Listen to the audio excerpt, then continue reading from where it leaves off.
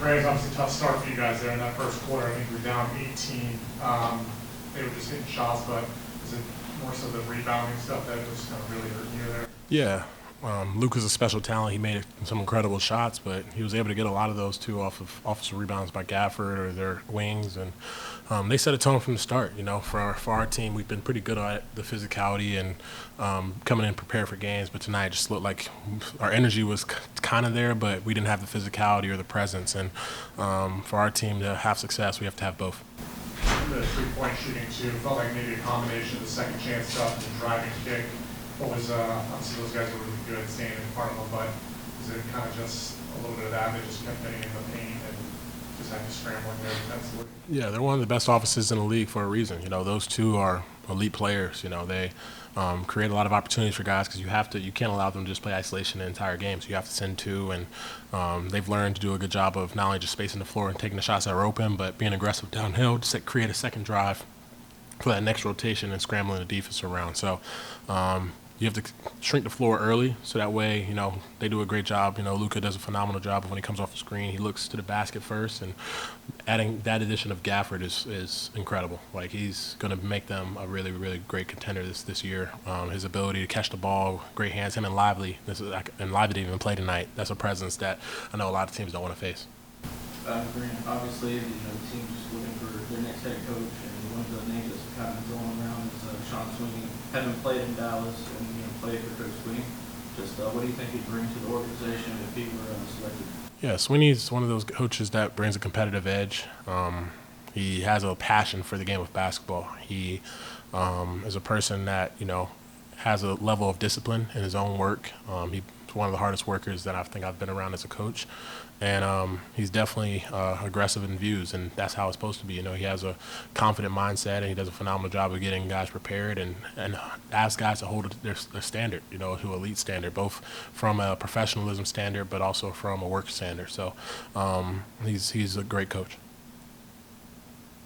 Grant, any thoughts on Coach Clifford coaching his final home game tonight? I know you haven't been here too long, but I'm sure you have some.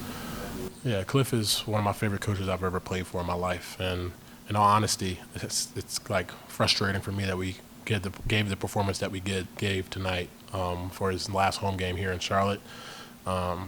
It's one of those things that you don't expect to happen, but you want to give him the grace that he deserves. His ability, he's been one of those most tenured coaches in the league for a long time. Coached some of the best players to ever play this game, and has dedicated his life to it. So I'm thankful for Coach Cliff, and honestly, he's just given me an opportunity to be me and to play freely. And it's going to be sad seeing him go for sure. Didn't get a chance to hear from you or any of the players after the news was announced that he was stepping down. What was that meeting like with Steve Clifford and you guys after he informed you that he would be stepping down? Yeah, it was, for me, I can only speak for myself, but I was definitely caught off guard and kind of sad because, I really enjoyed the time that I've had here in Charlotte so far, and I think that we have potential for the future. And I thought Cliff was going to be that guy that lead us to it. And, sometimes you can't control things in the world, and it sucks that, he's having to step away. And, it definitely was a sad moment for me just because I really, really love Cliff as a coach and as a man, and he does a phenomenal job of communicating not only as a coach but also as a person. And I think everybody that's played for him or been around him can say that. What's it kind of like for you, I guess, emotion to be able to play against your old team tonight? Is it kind of fun to kind of just be able to kind of get over kind of that passion now? What would you say about it? Yeah, it was a game that, you wish it was a little more competitive, but at the end of the day, those guys have a bright future this season of have a chance to really contend. And, that's where we want to accomplish. That's where we want to be in Charlotte, So their offensive pace and potential, like, that's something we have to learn from, and their ability to move the ball.